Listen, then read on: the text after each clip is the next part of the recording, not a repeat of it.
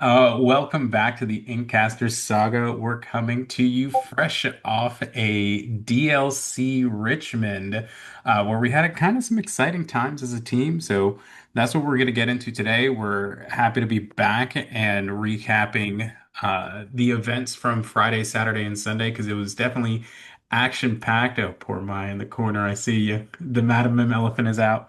Zeke blowing his nose. But we're going to be recapping what we did for the weekend and some placements and a one Inkcaster that had a hell of a run. So let's go ahead and start with Friday as a team overall. So we get in Thursday and we head to the venue early Friday morning for badge check-in. We get through that whole process and we're all ramped up. We're either doing super sealed or core constructed.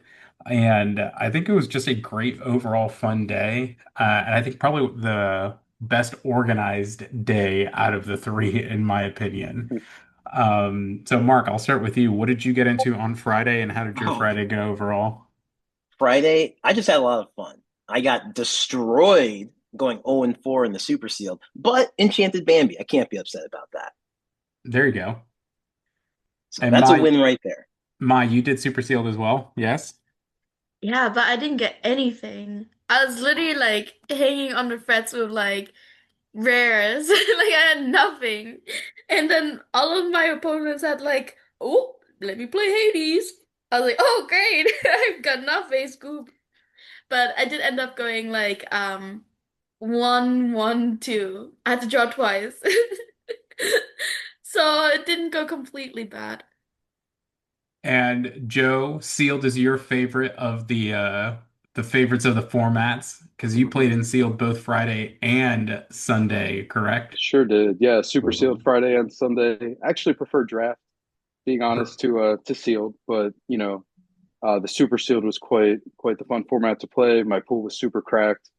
I opened a foil Namari, a foil Hades, strength, Dragonfire, multiple fire of the cannons. The deck put itself together in 10 minutes, and then I just walked around and watched everyone else build decks, and it was a pretty easy four that day. Yeah, I saw And you beat up on your first round opponent. That was rough. Yeah, sorry, dude. oh, that's right. Because Oh, we wait. travel Yeah, 1,200 miles to play our teammates in the first round of the first event we go to. That's right. absolutely. I mean, what are the odds? The ink on One in ink, 72 that day. ink and ink crime for the first the very first matchup of the event. I also did super sealed. Pulled some okay stuff. It deck did well. I mean, I went three and one overall, so that was fun. But then core constructed, we had some of the hardos, Dylan, Zeke, and Matt. You guys all took on the core constructed. How did core constructed start for you, Zeke, as your preview into the main event? It went pretty good. I went like 5-2, so I got all the promos, which was good. It would be where I peaked on the weekend, as the main event didn't go as well. But it was all right. It was a good like preview for the meta. I think it was a fun event. Um, it didn't give like the best representation of what the room would be, but it didn't give like a terrible representation either. I think most people were playing the same decks they would play the next day, but there was definitely people that were like, "Oh, I'm not playing this tomorrow. I just want to play today." Yeah, I after what happened to me at the main event on Saturday, I was so locked in on mine, and then just the way it went, I kind of wish I would have because I would 100% would have changed. But it is what it is. Dylan, your core constructed Friday that leads us into a big day Saturday for you.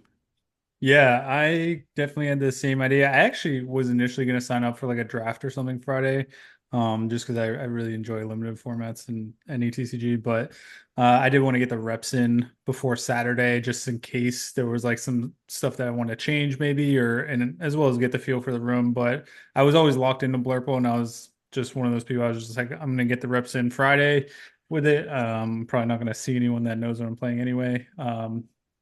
And it went okay. I ended up 4-3. I lost the last round, which was a bit unfortunate. I was definitely a little bit a little bit tilted, as you guys could all see after that. But I mean, that's just coming from like playing all day Friday, I think, and just being like a competitive player and just missing out on the promos there and stuff like that. I was like, oh man, I was like going into that, I was like, I hope this goes better tomorrow and all that. But it was good. I ended up making some changes in the deck too between Friday and Saturday, which I do think really helped with some of the success I had on Saturday. It was actually funny. We went for food Friday night, me and Matt, and I ran into someone that I had met at one of the PPG events, and I was talking to him about the list because he made top 32 in Milwaukee, and I took some of his advice or like so, some of the stuff that he said he was doing with the deck and change a few cards, and it was only a couple changes, but again, I think it helped a lot on Saturday. So I think Friday was beneficial. I didn't end up doing as well as I would have thought. I lost like two mirrors, and I mean the mirror can just be kind of draining, especially if they're just drawing way better than you. And then the last round I lost a green purple like mid range combo with Prince Philip, and I played into a go-go a bit, and I think I was just mad at myself for that. So Yeah, you came back to the table afterwards and you were because you got go-go'd for 10, yes? I did get go-go for 10, yeah. Yeah. Yeah, he was on like mid-range with Mother Knows Best and stuff like that. And I made a play with the Hades and left the Hades vulnerable. And he was able to like shift Clarabelle, swing in, go bounce go stuff like that. Um, so yeah, definitely it was a misplay, but I think, you know, that's just how it goes sometimes. I definitely was a little bit frustrated, but you know, went and got some food and stuff like that, and things were started. Eventually got some Eventually, food. yeah. I think we should do a whole after the actual event. We'll talk about Richmond and what was going down there because I think we all have our own stories to tell as far Definitely as like the city. definitely a fun experience. But man, Yeah. being on the opposite side of the go-go effect definitely stinks. I Saturday at the main event, the only win I ended up getting, I go-go'd a guy for 15 on back-to-back turns, which was felt great, but again, I could see how that's super frustrating being on the other end of it.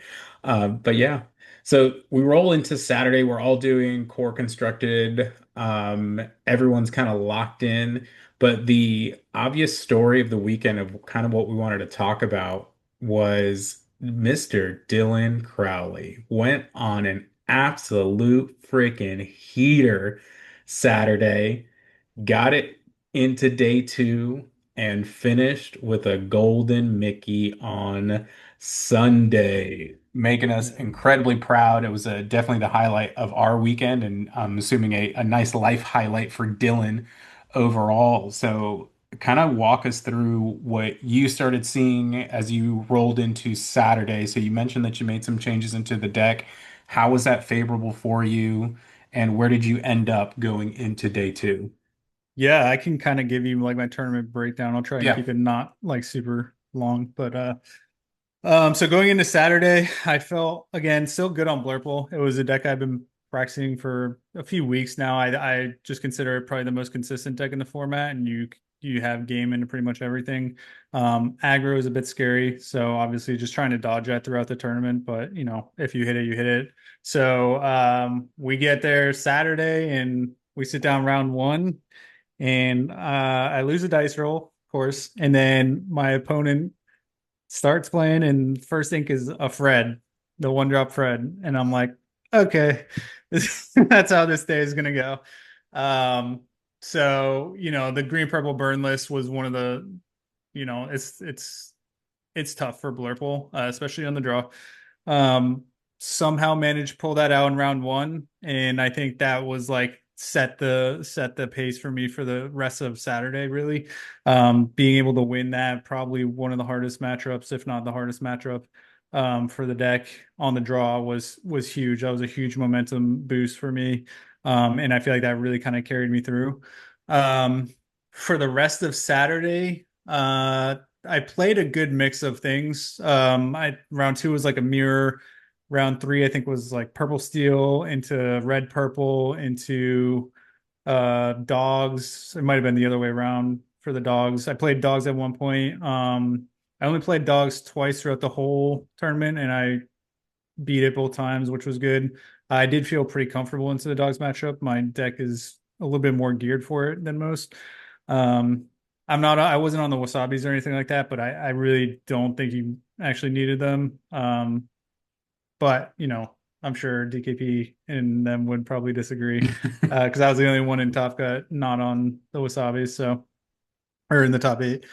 But yeah, beat the dogs, which was another hard matchup. I should have predicted more green blue. I knew there was going to be green blue, but I didn't think it was going to be as represented. I thought it'd be a little bit less than what it was. I ran into it maybe 3 times throughout the tournament, and I beat it. I beat it every time. But it's definitely a hard matchup, right? Like especially on the draw.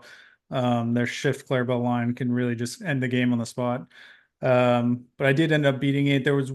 I think my round 6 opponent was green blue. Super nice guy. And I think I only really won that match because he missed ramp. Like he had the line in his hand. He had the shift Clarabelle with your welcome in his hand. But he missed ramp. And after the match, he told me he had kept the 3 cards without ramp. So that might have, been a partial factor in that. But I did get kind of lucky there. Like I always say, and to make a deep run in a tournament this big, it's a combination of luck and skill. And one of those is not controllable, right? So max out on what you can control. So just try and be as prepped as possible. And I felt like I was. So Saturday, I'm 7-0 and get into the last round Saturday, and I really want to be 8-0. Because going into day 2, you feel very comfortable. If you win the first 2 rounds, you can just ID into top cut, and it's a really good spot to be. So I was 7-0, and then I got paired in my round 8 opponent, and we actually went to the feature match, but it was like the backup one. So we weren't actually on stream. And it ended up being a mirror, and which is fine. I had played the mirror once or twice already, and I felt comfortable in the mirror. And we started playing, and he plays an Ink Runner, and that was the first time I had heard people talking about Ink Runner Blurple, but that was the first time it had been played against me. And it did a number in the mirror for sure. It really kind of puts a halt on the deck if your opponent has an Ink Runner and you don't. So I ended up losing that one.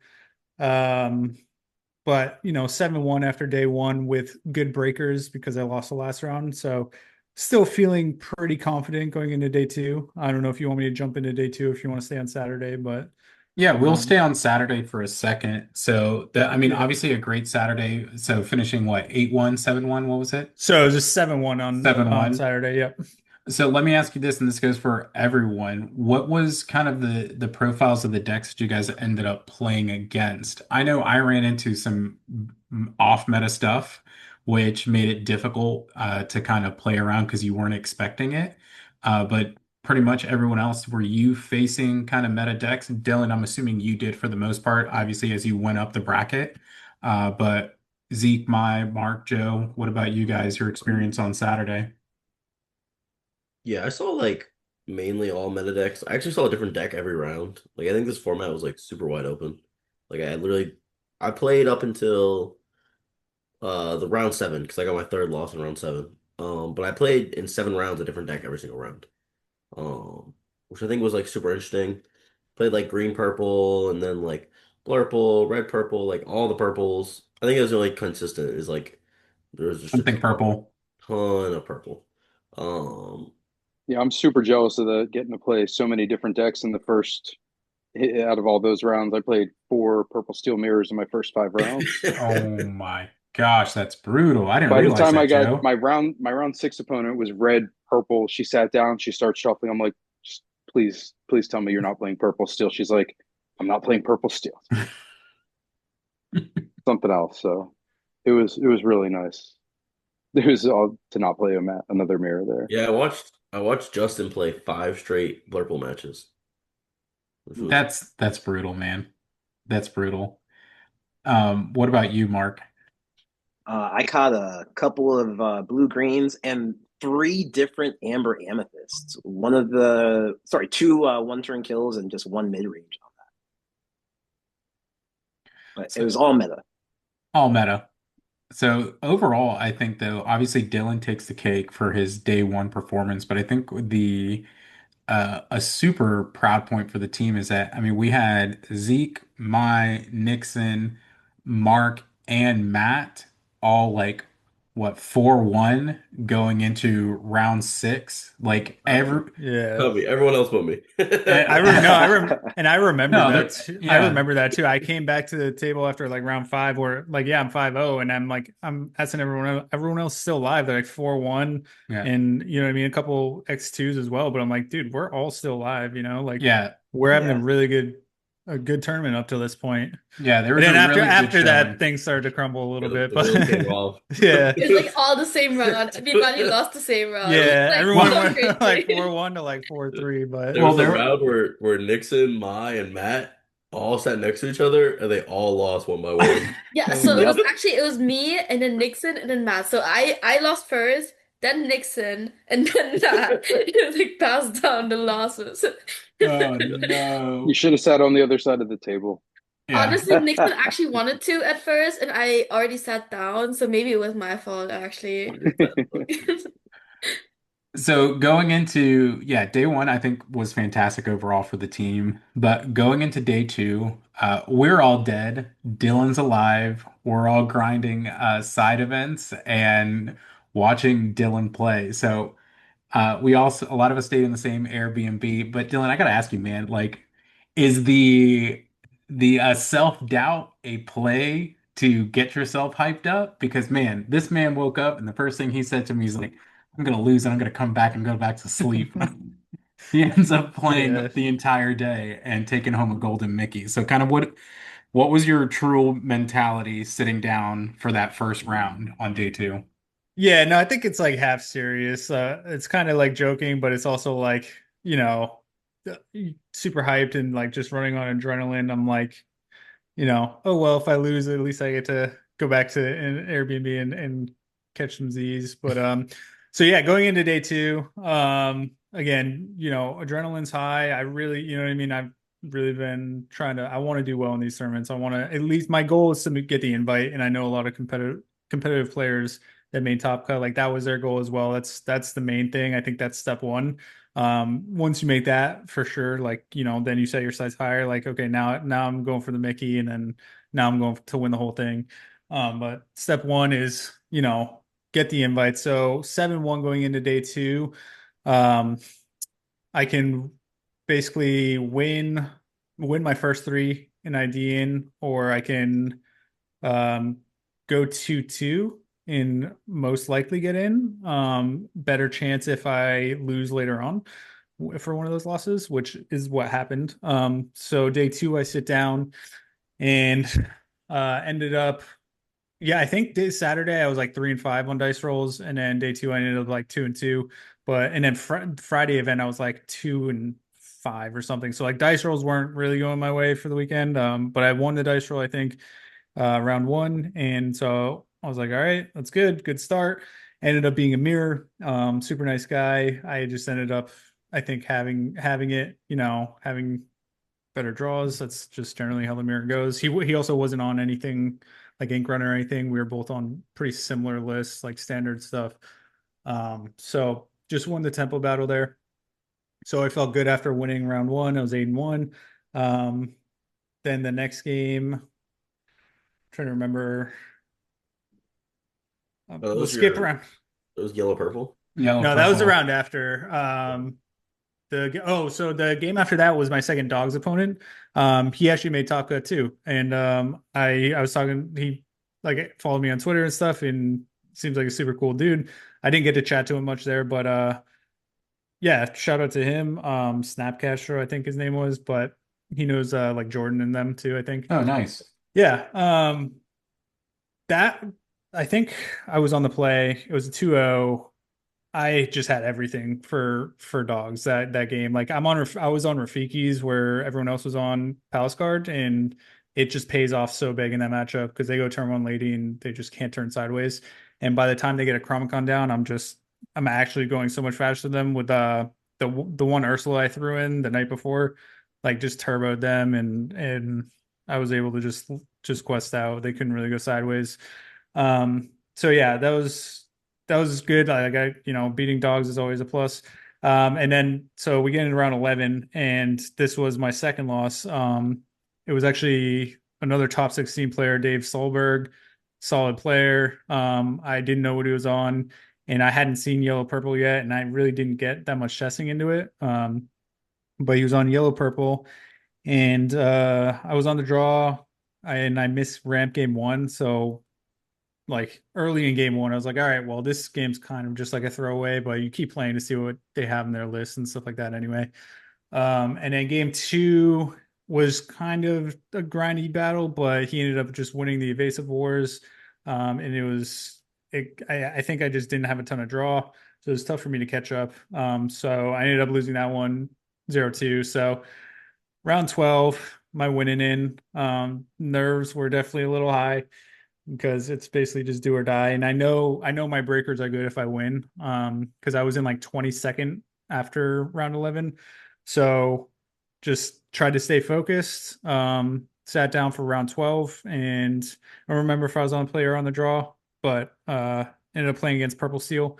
And I just, I do think it's still favored for Blurple.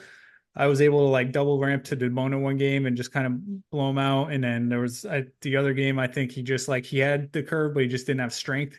So like at that point, if I have my curve with like Basil, Genie, Elsa, I can kind of really swing things in my favor into like a Bell or something or a Cat. And then I just win the long game at that point. So those were good games, and I was super pumped after I won that one to get my invite. And then I was also happy because I knew I was going to be like a decent seed. I'd be on the play at least for the first round of Top Cut. Um, so yeah, so that was up until Top Cut, and then we get into Top Cut, which is like a little intimidating because they spread everyone out. And so now you're like, okay, this is like in like everyone's kind of like crowding around watching. So now you're like, all right, it's time to like really dial in. And I saw the pairings and I had no idea who was like, I didn't know my opponent. And then I sat down and then I realized I knew one of his friends. It was a big group from, I think, Quebec, Canada. Um, and so I've heard of them before. And so I've, always under the assumption that like they're a good player. And I think he is a really good player. He ended up playing Blue Steel, and that's a matchup that I do feel quite favored in. It's I have a pretty good win rate into Blue Steel with Blurple. Of course, they can beat you. It's like they can have really kind of like high rolls lines somewhat. But yeah, Blue Steel, and this was open decklist at this point, so I was able to look, which is good because for like tier two or off meta deck, it's nice to know what they have if they have any tech. And he did. He had like a one of Arthur and stuff like that. Um, but those games were kind of close, but I always felt control in those games. I was able to like lock out his Goliath and stuff like that, and he just could never really catch up. So I ended up taking the top 32, which felt great. And now I'm at the point where like, all right, one more for the Mickey. Because that again, that's kind of like the next goal after you get your invite. Um, so we get into top 16, and I get matched against Dre, who went undefeated in Swiss. I didn't know what he was on, but all I knew was he was 10-02 after Swiss. I was like, all right, well, that's a little scary because I'm on the draw as well. And then I see his list, and it's green blue, but it's with InkGeyser, and it's a little bit different from like he was on Under the Sea still. I don't think he was on Bend. So it was a little bit different from what like was in the finals. Really cool deck, by the way. It's something I've been wanting to try was green blue with InkGeyser. Those games were pretty close. I ended up taking game one on the draw, which was awesome. Picking up a game like I definitely needed to do that to have a chance. Um, I'm trying to remember back the matches. I remember game two was actually close until he got a shift player belt out, but I was able to dump my hand to where it wasn't getting a ton of value. And I just needed to draw an answer within like 4 or 5 turns, like a Hades or an NC unknown or something, like Elsa NC unknown or something like that. And I just wasn't really drawing like, I don't know, genies and hate like 5-drop Hades, stuff that wasn't super impactful. So he was able to eventually kind of claw back, and then Ink Geyser once. And then after the first Ink Geyser, it was kind of the ball was in his court. And then he Ink Geyser again. And We had gotten deck checked, so we were kind of tight on time. And then after the second, it was like, "Do you want to continue?" And I was like, "No, I'll just scoop it up. We'll go game three because we were short on time." And then game three, I think was like a combination of me drawing well and him not drawing super well. He got double Clarabelle, which I remember being like a scary scenario because I couldn't clear both the one drop Clarabelles.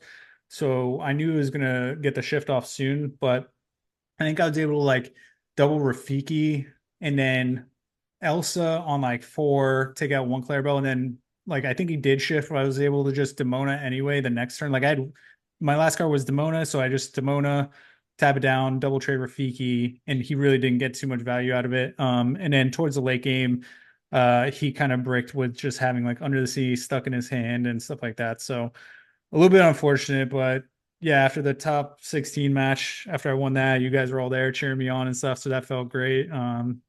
It hadn't even really hit me like about the Mickey. I was just so dialed in all day. I was just focused on like my lines and how to beat the matchup that I'm currently playing and what I need to do. So yeah, that was a great moment. And then top eight. So like at this point, I got the Mickey, but I'm still just like focused on like the next round. And I'm like, just trying to stay dialed in, try to stay focused. We go into top eight, and I knew the guy was on purple steel. I mean, it's open deck list And you anyways. and you went into the top eight with in the fifth seed, basically. I think Yeah, worth noting. yes, in the fifth seed, but my opponent was obviously higher than me. The way the bracket worked out, so I was on the draw on top eight, and we go to the feature match. Um, good matches. I was on the draw. The game one was interesting. So it got pretty late. I kind of clawed my way back in with a Demona turn. He was ahead, and then I Demona'd on a turn and kind of was able to like stabilize a little bit. But he was winning the evasive war, so he kind of had inevitability. And I ended up Demoning, and then there was a point in time where I had like two Elsas and a 5-drop Ursula and a Hades in my hand with 9 ink, and he had like he was at I so the, there's a play that I made where the issue was I had him at a lower lore than what he was actually at. I was keeping track of lore on my pen and paper, and I at some point along the first game I missed a quest that he did. So I had him at 13, and he Hmm. was actually at 14. The judge had him at 14. I just didn't look at it, and he had himself at 14. So I made a play where I basically I played Elsa and Ursula, the 5-drop Ursula, and I took out one of his Elsas, which would only let him quest for 4 next turn, which means that top deck Cobra still doesn't win him the game.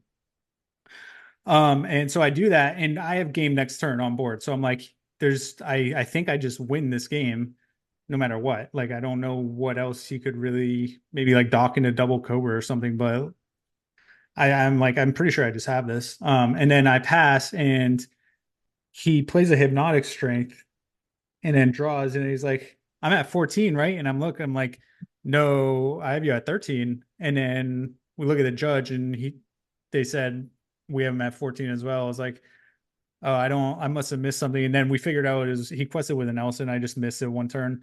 So that's on me. But of course, he had 2 Cobras in the yard as well. So but he plays a hypnotic. He's like, I'm at 14, right? I was like, I have you at 13, but he was at 14, and then yeah, quests out, and I knew when he turned sideways, I was like, yeah, he has a He's Cobra got then. Cobra in hand. Yeah, so that was a bit unfortunate. I was a little disappointed to lose that way.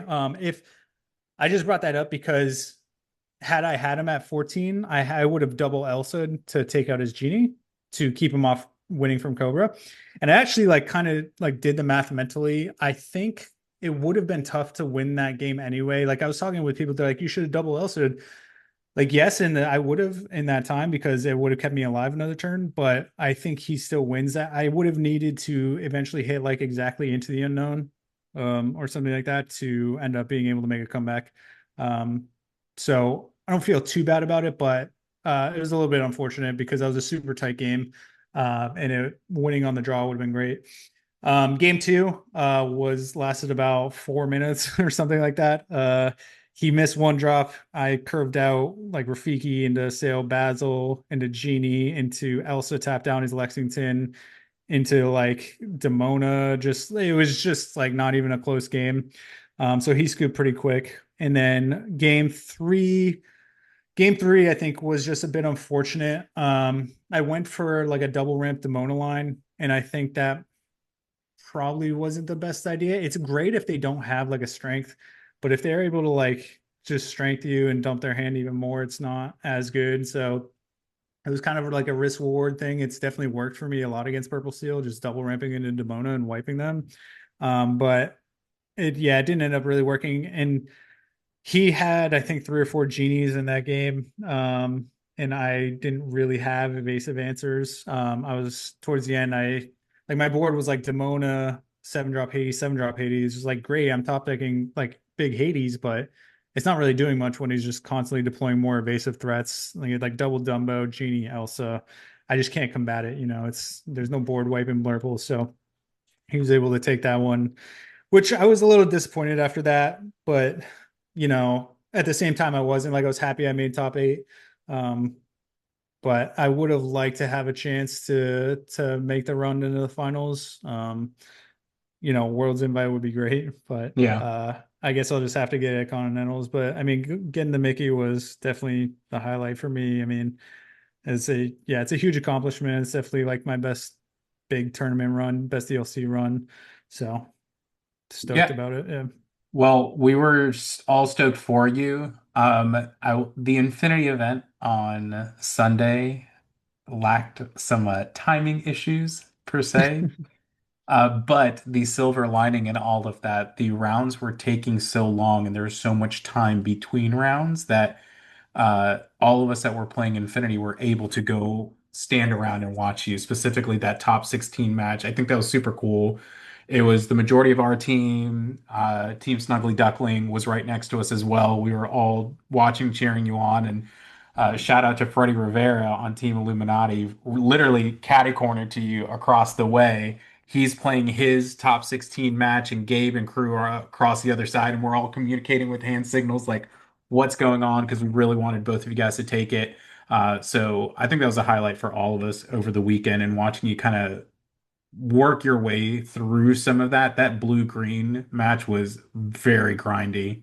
Yeah, it Very, was, and it was sick that Freddie was there too. But like the support that I got from you guys was awesome. Even like later that night and stuff was, you know, it was a lot of fun. it. Yeah, I mean, it really. Yeah, the support meant a lot to me. So Well, I appreciate you guys. we were happy to do it and proud of the accomplishment there. And I will say in that top 16 match, every time he inked guys, we were like, wait, are they scooping? Because we were just far enough away that we couldn't tell. Yeah. But I was gonna ask if you guys could like actually see what was being played or if it was like kind of hard. me and Hector had a good angle on your cards. So I could like I remember there was one point specifically you had like a Mim Elephant and Into the Unknown, a book in your hand, and we're like me and Hector are like, okay, well he should do this, this, this, and this. And we're just like, okay, good, he did that. And so that was helpful for us to see and kind of know and kind of pass down the line. Mhm. But obviously we couldn't see what he was doing on the other end. Yeah, I wish there was a more accessible way to watch the top cuts because there's probably so many great matches that happened in the top cut, and nobody really gets to see them because they kind of block off like a viewing area. So maybe that's something they can work on in the future. Let's see, just put up like 16 feature matches, stream them all. Yeah, I And that remember. kind of that kind of brings us to a good point. So Zeke, what were you gonna say? I was watching the game three and of his top 16. It looked like over because he had like double Clarabelle out and Dylan had like one card in hand. I was like, bro, this game's fucking over. But then Nixon goes, bro, the last card's Demona. And then he Yeah. Yeah, passes, Dylan plays the Demona, and like the game just instantly swings. And yeah, it instantly changes. Demona S- was the MVP of my deck for sure, like Dude, by every time far. I watched like pretty much all of Dylan's like games after like round like 11, like round 10, 11, and like his Demonas were insane. It Yeah. was Like crazy. bro was demoning with one card and with it being the last card every single time, like every single game. I was like, Demona loves dude, I you. saw him chain like three Demonas against a purple steel. Oh in my one of God. those matches. I mean, But that's brutal. Like being on the opposite end of three Demonas. I mean, I've been on the opposite end. that Yeah, is soul crushing. it happened to me at CCS when I was on Purple Steel, and they just like back to back Demona. I'm like, oh well, not much I can do about that. Game's over. But yeah, yeah, Demona was, I mean, for a little bit I was only on 2 or 3, like you know what I mean. And now I think just all Blurple is just on 4. I think it's probably the best card in the deck, or close yeah, to it. the card's It's insane. It's just so it swingy. it is, yeah. It can Like, really like turn a game back in your face, especially with like cats and stuff now. That's a lot of times you get these board states that are kind of frozen because like so Yeah, there's they don't want cats to and turn stuff on. sideways because there's Yeah, a cat on both players board. have cats, and then you Demona, and like now you have the advantage because you get the initiative. So Demona's crazy good right now. So you mentioned something about obviously trying to see more of the feature matches once we get into the top 16. That brings me to everyone. Takeaways from the weekend, things that you like, things that you might want to see changed as we move into Indy in June. I know for me, like I said, while it was a blessing, I think the side organization, as far as like the timing for some of those side events, like needs to be worked on. Like it was taking a good chunk of the day to get through, not only from like a reporting standpoint, time in between rounds. Like Dylan was done with his top 8 match, and there was still one round left to go in the Infinity side event. And stuff was starting to run out on the prize wall. People still needed to cash out to get those tickets. So I think the timing of all of that for me was one of the things that should be improved. But overall, I did enjoy the majority of everything that took place for it being my first DLC. Um, but that was my take. What about any of you guys? DLC I was want awesome. to go ahead, Joe. Oh, first DLC was really amazing. I got to bring my son. He enjoyed playing Core Constructed and some Super Sealed as well. It's something we're looking forward to doing again. For the future, I'd really like to see them get back to a more complete schedule and possibly not have DLCs on set champ months. Yeah, Because I that was think tough. between they have 4 set champs a year. You could have 6 DLCs every other month, and you still have 2 months without major things going on. So I think a little bit. I know this season was supposedly put together pretty hastily. So hopefully next season they have some time to plan it out a little bit better. Maybe we get a DLC back in the Southeast, DLC Orlando or DLC Miami. Both sound really, really amazing. It was nice to get to play the super sealed format for real after seeing it at Worlds.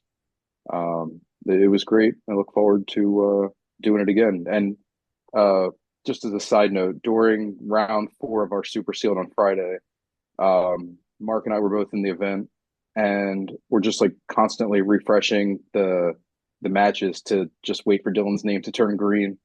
And right as I presented my deck in round 4, it turned green, and I just yelled "F yeah!" My entire table back up and down stared at me. I stood up. Mark's like 4 tables, like way Wait, away, and I'm yeah, just like, Mark, yeah, Dylan did it, and yeah, it was really awesome to have a teammate do it. It was great to get to support Yeah, and to really feel the emotion with everybody. Was really nice. for real. I mean, it was surreal for us, and we didn't even win it. Yeah. I can't even imagine being in your shoes, Dylan, because I I don't mean, know if it's we had like, had so much excitement without it. yeah, it definitely didn't set in like immediately. I think like probably like the day I got home or like the day after, I'm like, holy shit, like I got won a golden Mickey. Like I was just so locked in, like I wasn't thinking about anything else. And then after the tournament, I feel like I was so because I was just running on pure like adrenaline, you know what I mean? Like you're just so focused all day, you don't really get a chance to eat, you don't get a chance to really take too much of a break. So after that, I was just like I feel like I just went from being like super like up here to like just you Crash felt kind of mode. like yeah, like crash mode. Like I of yeah, course I was happy and I wish I could have been there when Joe like was, standing up and stuff like that. Just that means a lot to me. Like this again, the support, like it's awesome. Like even Zeke after I won the top 8 like picked me up and he's like shaking me around. like it was just awesome to from all the friends and the teammates just being there, and like it's great that I get to experience that with you guys, and I can't wait for us to do it again. Like no matter who it is, like just be there for them and support them, and you know, and you feel like you're winning too, you know. Yep. Zeke's next, right, Zeke? Yeah, we're gonna try. Indy's the dream. Indy's the dream. Indy's Indy's the the dream. dream. He's gonna get it at Indy. He's getting his invite at Indy. I'm calling it right now. I feel it. This boy I'm runs that I'm infinity. I'm gonna Set test with 12 this Kiwi. guy. Set Yes, at 12 12 Kiwi, Kiwi. baby. Hey man, I ran Kiwi on Sunday. That thing was cooking. Like after like I took my first loss and I was or yeah, my first two losses and then from there I just started rolling. Like everything just started breaking right. I had to get through the green steel discard demon and then after that everything was okay. Good old Discord. What were you gonna say, Zeke? Oh yeah, I mean, it was just like I remember like on Saturday, like watching Dylan and like round like one of his last rounds, and like I played with Dylan a lot, like over like it's been like 2 years from I've been playing with Dylan, and like I can like tell like when he's like really locked in, and this is like the most like I've ever seen him like focused on a tournament. Like I remember like he had like a good run at like um Milwaukee, but he was kind of playing like a weird deck, and he never like seemed like fully locked in. Whereas like this tournament, like I could just tell. Like I remember I said like I looked over I think at like Woody, and I told Woody I was like, dude, I was like Dylan's gonna get a golden Mickey this weekend. I was like, because I was like the way he's playing and like the level of locked in that he's playing at was like just the highest I've seen from like him in like a long time. Like he was like really really focused. And it was really cool to see. Like he was just he was playing extremely good Lorcana. And I think that's a really valid point too, because I mean, our Saturday or Friday when we were back at the Airbnb and we're all going through our decks, and you made those changes, right? Like putting in the Ursula and all of that. I mean, a lot of us had different thoughts against it, but you had so much conviction in what you were doing that I think that helped lead to your success as well, right? You had your plan, you executed on it, and here we are, the Kobe Mickey, number The Co 24. the Kobe Mickey. Yeah, no, I mean sometimes you just like Zeke was saying, I was just super locked in. Like so and I've had runs like that before, like some of the SSG events, where I just kind of like knew, like I was like, I'm gonna like win this whole thing. Like that's like I can just tell, like I'm not misplaying, I'm not, you know what I mean? I'm giving myself every opportunity. Like of course there's variance. But like I'm, you know, super locked in. I know what I need to do against every matchup. Like you reset in between every round and you just focus on the next one. You don't think too far ahead. And that's what I was doing. I was just kind of taking it round by round. Like I've played, okay, I sit down, like I've played this matchup tons of times. Like what are the lines? What are the possibilities? And just go from there. And like, of course, like, yeah, again, variance plays a part. But you know, at least like if you're prepared as you can be and you know like I said you can't control the variance, so at least you can go home at the end of the day saying that you did everything you can to be prepared and to do your best. And it's interesting, like I don't know if you guys seen the podcast with like Fungus, the guy who won. He put in probably like the most games out of anyone this set, and like that, I mean, he won the whole thing. Like it accounts for some of his success at, you know what I mean, to some degree, and probably a good amount of it, I'd say. Like the more prepared you are, you know, the better your chances are going to be.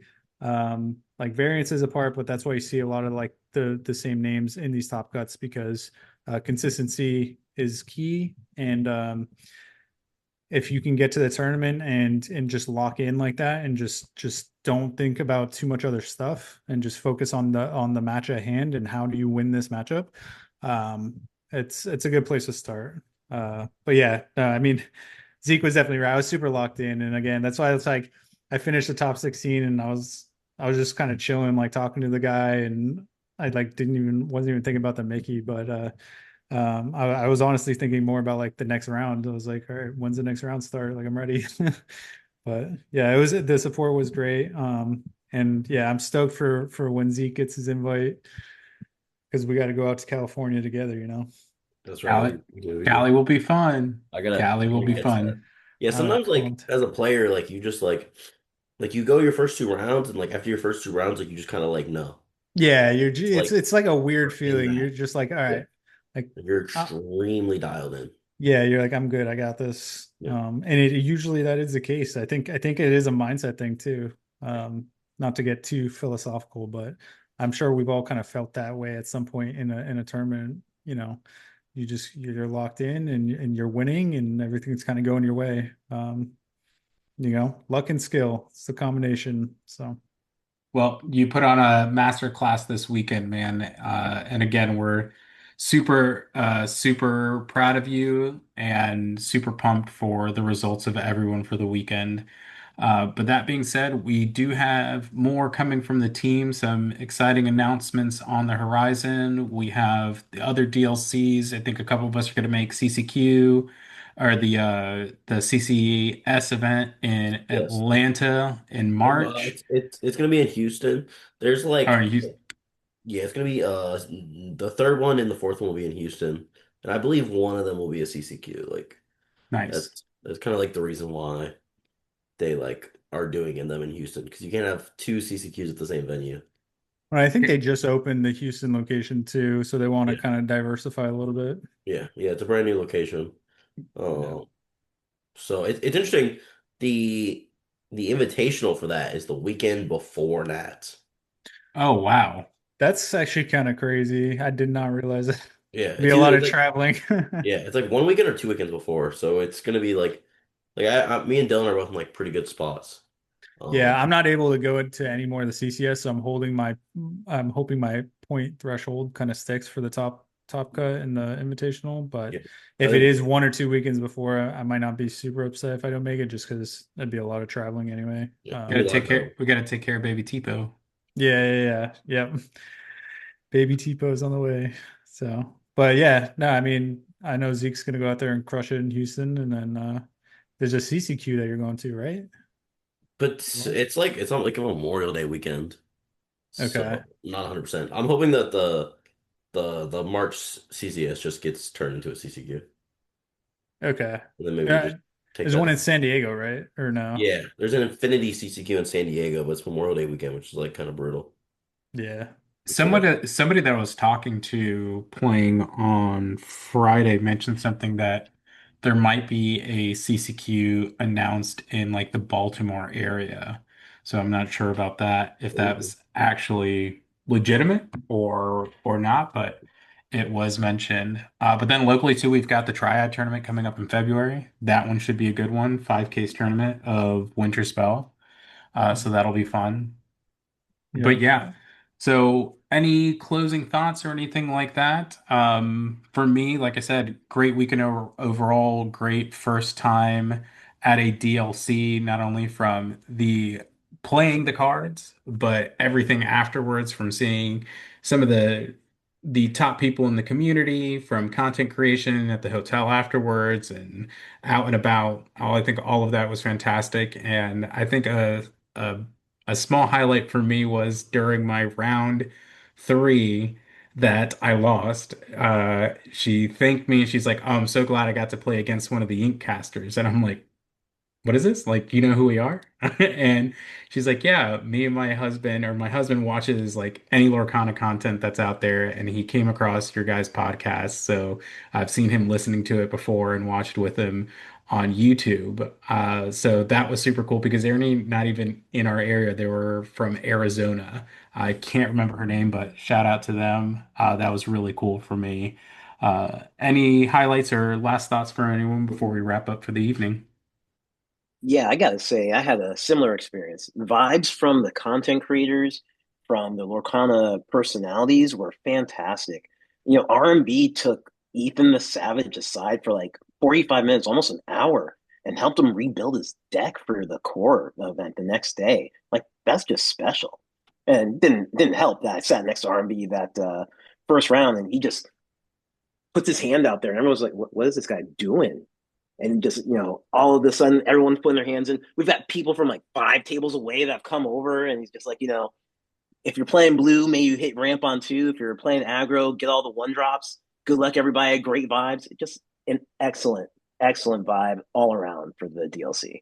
Yeah, that was super cool watching him help him kind of retool his deck. But then also Joe going into dad mode and having to go find cards that he knows he has at home. Yep. We had to buy so many extra cards that we should have brought with. But yeah, it was amazing that RMB did that. Like a dude that I mean knew a bunch of you guys, but Ethan and I had just met, and he took the time, and it was the community is incredible. And coming from the Magic community, and I know Mark can speak to this too. Oh yeah. Big Magic events and this large Lorcana event, there is zero comparison. The amount of diversity as far as gender, age, it was incredible, top to bottom. Excellent. Absolutely. Zeke, Maya, anything from the Resident Power couple before we sign off? Yeah, I know. I think just like hanging out with everybody, like seeing like all the friends that we've made, like Snuggly Ducklings, like a lot of the guys even like in our state that we just don't get to see all the time because they live so like, we're all in South Florida, but that's like 4 or 5 like hours away Right. sometimes. So just seeing everybody, hanging out with everybody, getting drinks and just like having a good time. Like I remember like Sunday night, I was just kept banging on Dylan's chest like at the Brazilian place. At the You're Brazilian beating them up. Steakhouse. Yeah. I was just beating on Another Dylan. highlight. I blame He Joe was the for hype man, dude. I blame Joe for that actually. Me and Joe, You know, me and Joe I had a good might have had a time. hand in that. Me and Joe had a good time. He got me into a little bit of trouble. Oh my That was gosh. that was a good dinner though. That was a great It was, dinner. And It I is had to go great back just early. seeing Wait till I everyone. stay out with you. it's okay. The rest of the night was a Yeah, I don't know if disaster. you want to. Yeah, the rest of the night I'm fell too old for apart. that shit. The Exactly. rest of the night. We walked, me and Freddie and Nasif and Gabe and Mai walked like 20 minutes to a bar that was supposed to be open till 2 o'clock. And And we, me. I and was we with you get too. and Dave and we get there and they're having a memorial there Zeke did not Oh Oh at man. like no. 12:20. We're like, all right, that's a wrap. That's a wrap of the That's night. right. As in that Yeah. is it. I'm Night's like, we are over. going home. Yeah, walked in the freezing cold. I carried Freddie like halfway. Yeah. It was Jeez. very cold. All right, Mr. Golden Boy. I'll leave you with any closing thoughts on the weekend.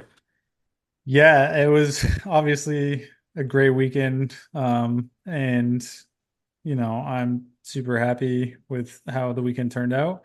The tournament was run, I think, as well as it could have. I think there's growth opportunities everywhere, obviously.